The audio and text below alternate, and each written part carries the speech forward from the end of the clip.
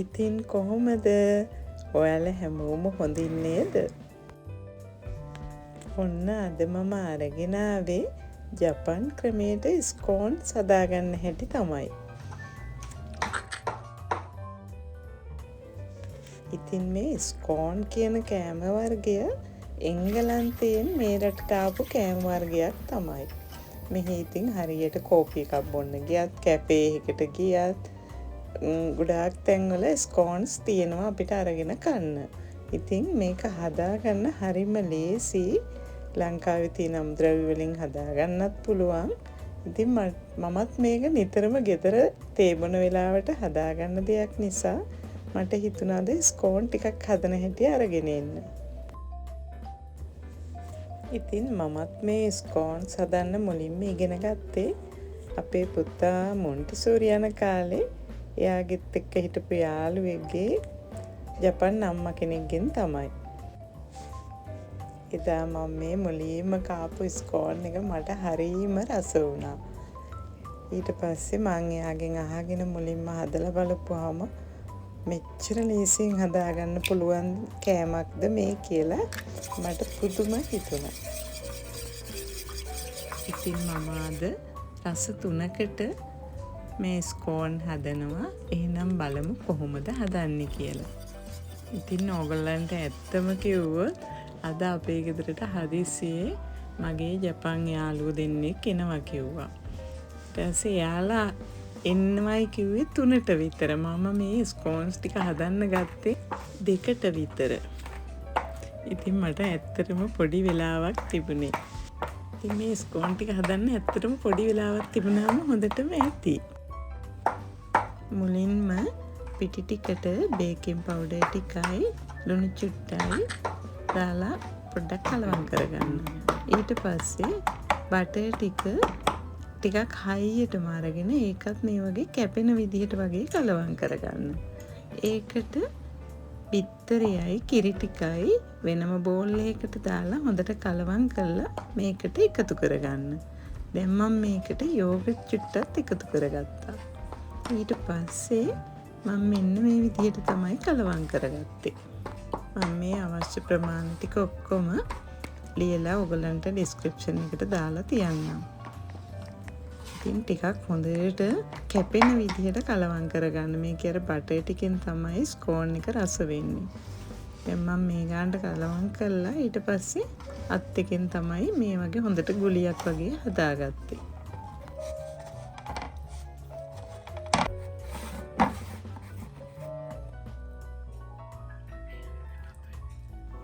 ඉතින් මම මේ එක සැරෙන්ම අනාගත්තේ වර්ග 2කට අවශ්‍ය ප්‍රමාණ තමයි. ඊට පස්සේ එක කොටසක් මම ප්ලේන් විදිහටම ස්කෝන් කපා ගත්තා. අනිත් එක් කොටසට බ්ලූබෙරි එකතු කරගත්තා. ඇත්තටම මේකට බ්ලූබෙරි නැති වුණත් මේ වියලි මිදි වගේ දේක් එකතු කරගත්තත් ගොඩාක් රසයි. ඊට පස්සේ පිටි ටිකක් කියලා මේ වගේ ටිකක් ඝනකම විදිහට සෙන්ටිමීටර් 5ක වගේ ප්‍රමාණයට ඝනකම විදිහට මේක අපි මෙන්න මේ විදිහට තමයි හදාගන්නේ. ඊට පස්සේ කපන කට එකත් පිටි චුට්ටක් ගාලා ගන්න. ඇත්තටම මේ කට එකක් නැතුවට අපිට වීදුරුවකින් මේක කපා ගන්නත් පුළුවන්. සාමාන්‍යයෙන් මේ විදිහට රවුමක සයිස් එක තමයි අපිට ස්කෝන් වලට කපා ගන්න ඕනේ. මේක ටට්ටක් ගාලා එක සැරෙන් කපා ගන්නත් පුළුවන්. මම මේ ඔයගලන්ට පෙන්වන්න ඕනේ නිසා හිමින් සැරේ මේ වගේ එක එක කපා ගත්තේ.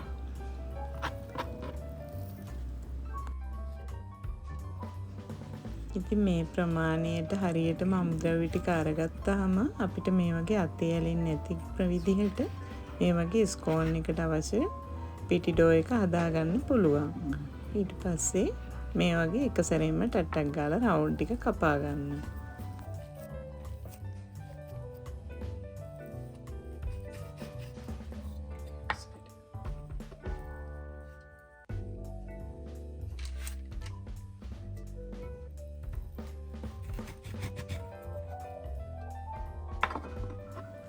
අන්තිමට ඉතුරු වෙන චුට්ටක් මම මේ වගේ චූටි බෝලයක් වගේ කරලා තියාගත්තා. දැන් ඔන්න මම ඉතුරු භාගයට බ්ලූබෙරි එකතු කරගත්තා.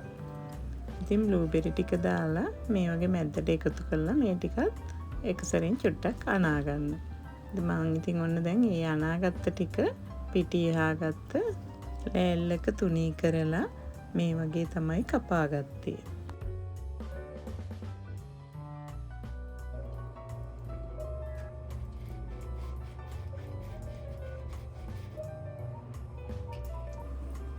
ඉතින් මේ බ්ලූබෙරි වලින් හදාගත්ත ස්කෝන් එකත් හරිම රසයි. ඉතින් මට කියන්න අමතක වුණා ඔයිල් පේපර් එකක් දාපු තැටි එක තමයි මේක බේක් කරගන්න ඕනේ. ඊට පස්සේ මම අර චුට්ටක් බිත්තර අයින් කරලා තියාගත්තා මේ වගේ උඩින් චුට්ටක් බ්‍රෂ් එකකින් ගාලා අරගන්න. එතකොට ලස්සනට ස්කෝන් ටික දිලීසෙන විදිහට බේක් කරගන්න පුළුවන්. සෙල්සියස් අංශක 200ට ප්‍රීහීට් කරලා අරගත්ත oven එකේ විනාඩි 15ක් විතර වගේ තමයි මම මේ ටික බේක් කරගත්තේ. ඔන්න දැන් මේ අතරේ මගේ යාළුවෝ දෙන්න ආවද කොහෙද? දැන් ඔන්න ස්කෝන් ටිකක් බේක් වුණා. එයාලා ගෙදරට එනකොටම අම්මෝ මාර සුවඳක් එනවා කියාගෙන තමයි ගෙදරට ආවේ. මම ඉතින් මේ ස්කෝන් ටික ප්ලේන් ස්කෝන් එකට කියලා ජෑම් ටිකක් උයි බටර් ටිකකුයි ලෑස්ති කරලා තියලා තිබ්බා. මම අද ගත්ත ජෑම් එක ඇපල් සිනමන් ජෑම් එකකින් තමයි ටිකක් මේ වගේ දාලා තිබ්බේ. ඉතින් ඔන්න එහෙනම් අපි කට්ටියත් එක්ක තේ බොමු නේද?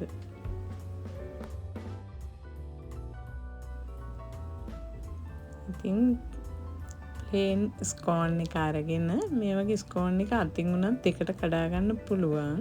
හරීම සොෆ්ට් එකට මේක තියෙනවා. ඊට පස්සේ මැද්දට බටර් චුට්ටක් තියලා ඊට පස්සේ මේ වගේ ජෑම් ටිකක් දාගන්නවා.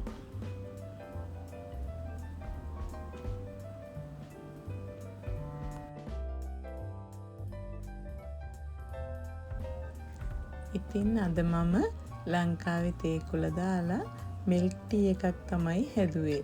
මේගොල්ලන් හරිම ආසයි අපේ මිල්ක් ටී බොන්න.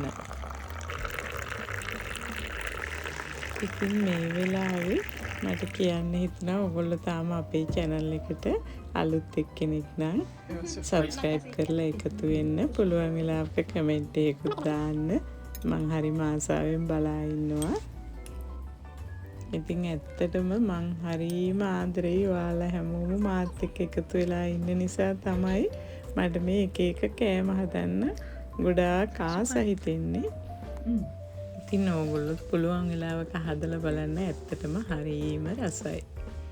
එහෙනම් මම ඊළඟට හදපු ස්කෝන් වර්ගය තමයි ලෙමන් ස්කෝන්. ඉතින් මේක මම එදා නම් නෙමෙයි හැදුවේ. ඊට කලින් දවසක හදලා තමයි මේක අරගෙන තිබුණේ. මේකට ලෙමන් ගෙඩිය හොඳට සෝදලා අරගෙන ඒකේ ලෙල්ල විතරක් ටිකක් මේ වගේ සූරලා අරගන්න. ඊට පස්සේ රතු සීනි වලට ලෙමන් නෙලි ටිකයි එකතු කරලා හොඳට කලවම් කරගන්න. ඊට පස්සේ පාන් පිටි, බේකින් පවුඩර් ටිකයි, ලුණු චුට්ටකුයි දාලා හොඳට කලවම් කරලා ඒකට ආයෙත්තර හයියට තියෙන බටර් ටිකක් එකතු කරගන්නවා.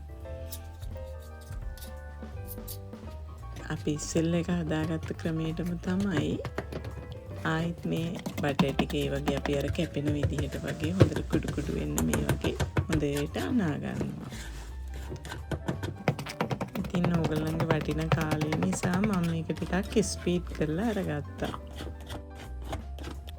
දැන් අපි එක පිත්තරයක් අරගෙන ඒකට කිරි ටිකක් දාලා මේකට ඕගොල්ලන්ට පිටි කිරි දී කරලා ගන්නත් පුළුවන්. මම නම් අරගත්තේ ෆ්‍රෙෂ් මිල්ක් එකෙන්.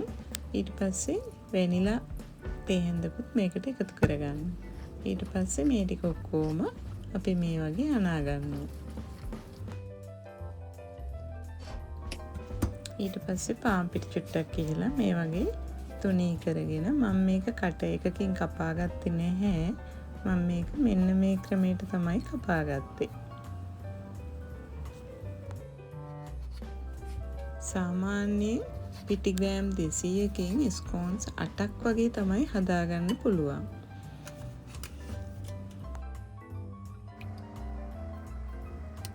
ඉතින් මම මේකේ උඩට ගාන්නේ කිරි චුට්ටක් ඉතුරු කරගෙන ඒ කිරි එකෙන් තමයි. ඊට පස්සේ මේකත් අපි ආයෙ ප්‍රීහීට් කරලා ආවන්න එක ඒකට මේ ට්‍රේ එක දාලා විනාඩි 15ක් විතර වගේ බේක් වෙනකොට ඕෆ් කරලා අරගමු. ඉතින් මේ ලෙමන් ස්කෝන් එකට මම මේ වගේ උඩින් දාන්න ක්‍රීම් එකක් හදාගත්තා. මේකට මම අරගත්තේ අයිසින් සුගර් ග්‍රෑම් 60කට ලෙමන් මේස හැන්දක් එකතු කරලා ඒකට ලුණු චූට්ටක් දාලා මේ වගේ හොඳට කලවම් කරාම මේ වගේ ක්‍රීම් එක වගේ එනවා. ඒක මම මේ වගේ උඩින් වක් කරගත්තා. පෙනුමත් හරි ලස්සනයි. ඒ වගේම රසත් බොහොම හොඳයි. ඉතින් අද අපිත් එක්ක රැඳිලා හිටපු ඔයාලා හැමෝටම ගොඩාක් ස්තුතියි.